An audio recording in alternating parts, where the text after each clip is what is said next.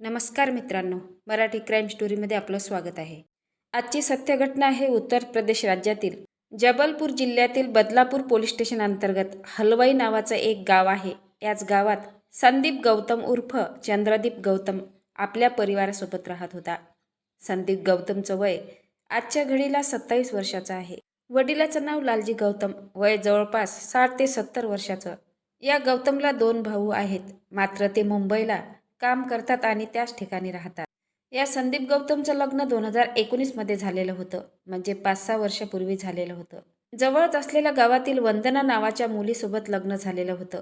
वंदनाचं वय आजच्या घडीला 25 वर्षाचं आहे. वंदना आणि संदीपचा संसार सुरुवातीला अतिशय आनंदात सुरू होता. संदीप आणि वंदनाच्या लग्नाला हळूहळू आता जवळपास 1 वर्ष झाले होते आणि याच दरम्यान त्यांना एक मुलगा देखील झाला. सर्व काही ठीकठाक सुरू होतं. आता वर्ष सुरू झालं होतं 2022. वंदना ही आपल्या मामाच्या घरी निघून गेली. ती सहज फिरण्यासाठी मामाकडे गेलेली होती. त्या ठिकाणी बरेच दिवस राहिली. त्या ठिकाणी वंदनाचा मामाचा मुलगा राहत होता. त्या तरुणाचं नाव होतं राजेश. राजेशचं वय जवळपास 28 वर्षाचं आहे. सध्या हा राजेश अविवाहित तरुण होता. राजेश कॉलेज शिक्षण घेत होता. एक दिवस ही वंदना राजेशला भेटते आणि त्याला बोलते की, मामा तू फक्त शिकतच आहे का? तुला लग्न वगैरे करायचं नाही? बरेच दिवसापासून तू शिक्षणच घेत आहे. राजेश हा हसून म्हणतो, नाही, सध्या मला शिकायचं आहे. शिक्षण पूर्ण झाल्यानंतर मला चांगली नोकरी मिळाली की नंतर मी लग्न करेल. तेव्हा ही वंदना मजाकीच्या मूडमध्ये असते. हसतच राजेशला बोलते, मामा मला असं वाटते तुमचं कुठेतरी अफेअर वगैरे सुरू असेल म्हणून तुम्ही लग्न वगैरे करत नाही. राजेश बोलतो की माझं असं काही नाही. माझं कोणाशीही अफेअर वगैरे नाही. मला विचारणारा कोण आहे? वंदना बोलते, तुम्हाला तर बरेच लोक विचारणारे आहेत. अशी गोष्ट नाही की तुम्हाला कोणी विचारणार नाही. तुम्ही जवान आहात, सुंदर आहात आणि शिकलेले देखील आहेत. राजेश बोलतो की मी खरं सांगत आहे. मला कोणीही विचारत नाही. यावर वंदना बोलते, मी विचारत आहे ना तुम्हाला. अशा प्रकारे दोघेही यांच्यामध्ये गप्पा गोष्टी बराच वेळ चालतात. त्यानंतर हा राजेश वंदनाला बोलतो की, तुम्ही माझी एवढी काळजी घेत आहात आणि मला विचारत आहे, चल माझ्या रूमवर, त्या ठिकाणी मी अभ्यास करत असतो. तर मग वंदना बोलते, तू मला काय खाऊ घालणार आहेस? राजेश बोलतो, सगळं काही तुला खाऊ घालेल, जे तुला हवं आहे. आता या राजेशने ज्या ठिकाणी किरायाने रूम घेतली होती त्या रूमवर वंदनाला घेऊन जातो, कारण वंदना ही मामाच्या घरी बरेच दिवसापासून राहत होती. मामाला बोलते की, मी मार्केटमध्ये जाऊन येते, मी लवकर परत घरी येईल असे सांगून ही वंदना राजेशसोबत किरायाच्या रूममध्ये जाते. राजेशने खाण्यापिण्याची व्यवस्था केलेली होती. दोघांनी जेवण वगैरे केलं. त्यानंतर थोडा वेळ यांच्या गप्पागोष्टी सुरू झाल्या आणि याच दरम्यान राजेश वंदनाच्या शरीराला नको त्या ठिकाणी स्पर्श करू लागला, हात लावू लागला. वंदनाच्या सर्व गोष्टी लक्षात आल्या. तिला समजायला वेळ लागला नाही. ती समजून चुकली होती. या राजेशला आपल्याकडून काय पाहिजे आहे. वंदना राजेशला प्रतिकार करत नाही. ती देखील राजेशला साथ देऊ लागलेली होती आणि दोघांनाही नात्याचा विसर पडला. संपूर्ण मर्यादा ओलांडल्या आणि दोघांमध्ये त्या ठिकाणी संबंध प्रस्थापित झाले. जोपर्यंत इच्छा पूर्ण होत नाही तोपर्यंत हे दोघे वाईट काम करत राहिले. अशा प्रकारे मामा भाचीचे अनैतिक संबंध सुरू झाले होते. आता ही वंदना काही दिवस सासरी राहायची तर काही दिवस मामाच्या घरी राहत असायची.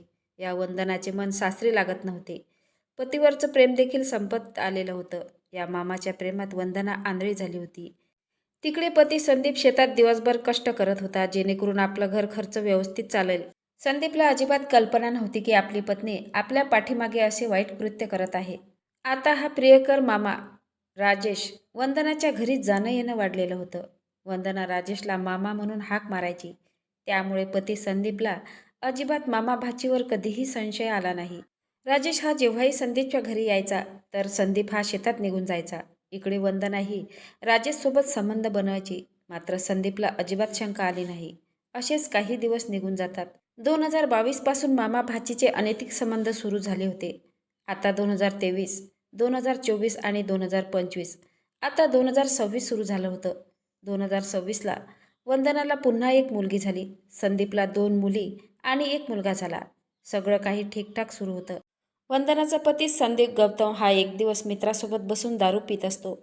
थोडी थोडी करता करता हा संदीपला दारू पिण्याचं भयंकर व्यसन लागलेलं होतं. दिवसभर शेतात काम करायचा आणि संध्याकाळी घरी येताना दारूच्या ठेक्यावरती जायचा आणि खूप दारू प्यायचा. दारूच्या नशेत धूत होऊन घरी जात असायचा. या संदीपचं आता हे नेहमीचंच झालेलं होतं. तारीख होती 26 जुलै 2026ची. सकाळची वेळ होती. संदीप गौतम जेवण वगैरे करून 10 वाजताच्या सुमारास शेतात काम करण्यासाठी निघून जातो आणि संध्याकाळी शेतातून घरी परत येत असताना दारूच्या नशेत घरी येतो. वंदना किचनमध्ये जेवण बनवत होती. संदीपने जेवण वगैरे केलं आणि आपल्या बेडवर जाऊन झोपला. आधी संदीपने खूप जास्त दारू पिली होती. त्याला काही कळत नव्हतं. नशेतच संदीप लगेच झोपी गेला. सकाळ झाली. वंदना उठली आणि सकाळचे सर्व कामे उरकून घेतले. मात्र इकडे संदीप अजूनही उठलेला नव्हता. वंदना विचार करते की पती तर सकाळी लवकर उठत असते, मात्र आज का नाही उठत आहे. ती संदीपला आवाज देते, मात्र संदीप काहीही रिप्लाय देत नाही. त्यामुळे ही वंदना पतीजवळ जाऊन बघते तर संदीपचं तोंड पूर्णपणे उघडं होतं. त्याची हालचाल देखील काही होत नव्हती. श्वास थांबलेला होता.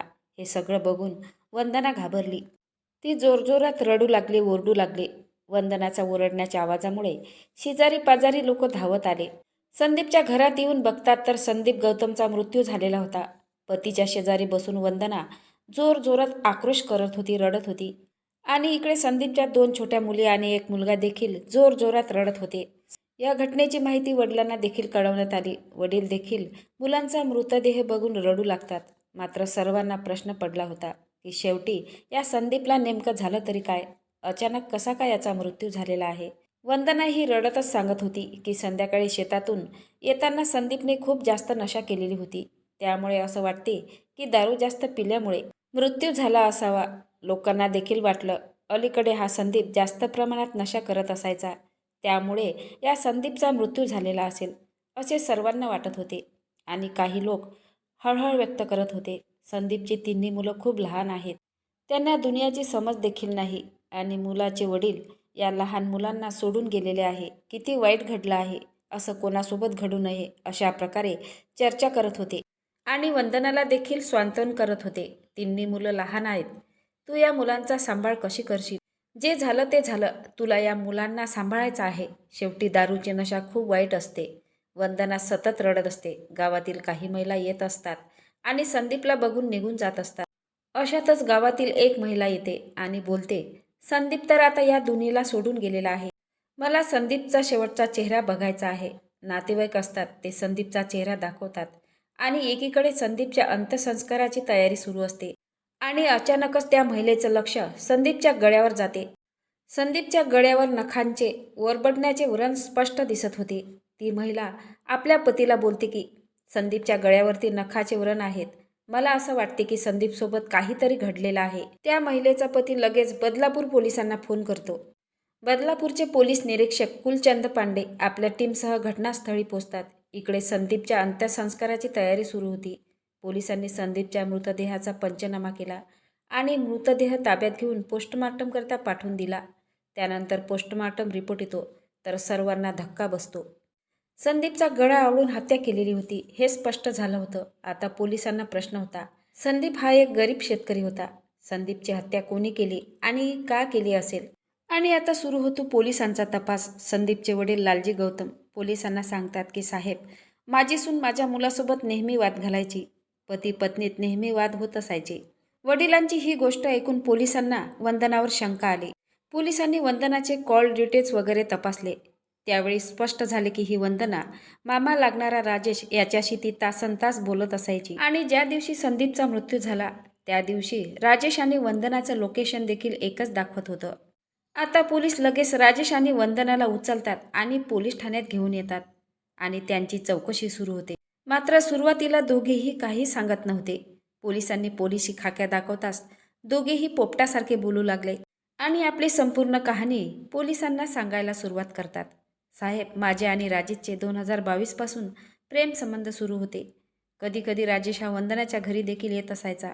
आसपासचे शेजारी पाजारी यांना शंका येऊ लागली होती. नक्कीच वंदना आणि राजेशमध्ये अनैतिक संबंध आहे. मात्र कोणीही काही सांगत नव्हतं. हळूहळू यांच्या अनैतिक संबंधाची चर्चा गावभर होऊ लागली. सुरुवातीला माझा पती माझ्यावर अजिबात संशय घेत नव्हता. त्यांना वाटायचा हा वंदनाचा मामा आहे. मात्र एक दिवस अचानक संदीप घरी येतो. त्यावेळी संदीपच्या तळपायाची आग मस्तकात जाते. कारण संदीपने वंदना आणि राजेशला नको त्या स्थितीत बघितलेले होते. त्याने आपल्या पत्नीला समजावण्याचा प्रयत्न केला. मात्र वंदना ही उलट त्याच्याशी वाद घालायची. संदीप हा निराश राहू लागला. पूर्णपणे नशेत धूत असायचा. एवढी नशा करायचा की त्याला आता घराची जबाबदारीची देखील भान राहिलं नाही. वंदनाला मारहाण करायचा, वाद घालायचा. शेतात काम करणं देखील सोडून दिले होते. त्यामुळे ही वंदना पूर्णपणे वैतागून गेली होती. पती आपल्यासोबत नीट बोलत देखील नाही. अजिबात आपली इज्जत देखील करत नाही. आणि हा प्रियकर मामा आपली सगळी काळजी करतो. आपल्यावर प्रेम करतो. पतीला जर या दुनियेतून कायमचं हटवलं तर मी चांगल्या प्रकारे प्रियकर मामा राजेश याच्यासोबत संसार करेल. आता राजेश आणि वंदनाने मिळून पतीला संपवण्याचा प्लॅन केला. तारीख होती 24 जुलै 2026ची. प्लॅननुसार वंदना राजेशला घरी बोलावून घेते. पती संदीप दारूच्या नशेत गाढ झोपी गेलेला होता. वंदनाने संदीपचे पाय पकडले. त्यानंतर राजेश हा संदीपच्या छातीवर बसतो आणि करकचून त्याचा गळा आवळतो. संदीप हा नशेमध्ये असल्यामुळे प्रतिकार करू शकला नाही. गळा आवळल्यानंतर काही वेळातच त्याचा मृत्यू झाला. पतीचा मृत्यू झाल्यानंतर राजेश आणि वंदनामध्ये त्या ठिकाणी संबंध बनवतात. त्यानंतर राजेश हा त्याच रात्री किरायाच्या रूममध्ये जाऊन झोपी जातो.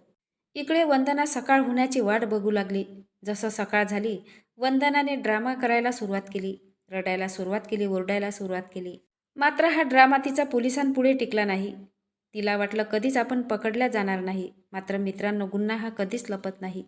गावातील एका महिलेने संदीपच्या गळ्यावरील व्रण बघितले आणि या हत्येचा उलगडा झाला.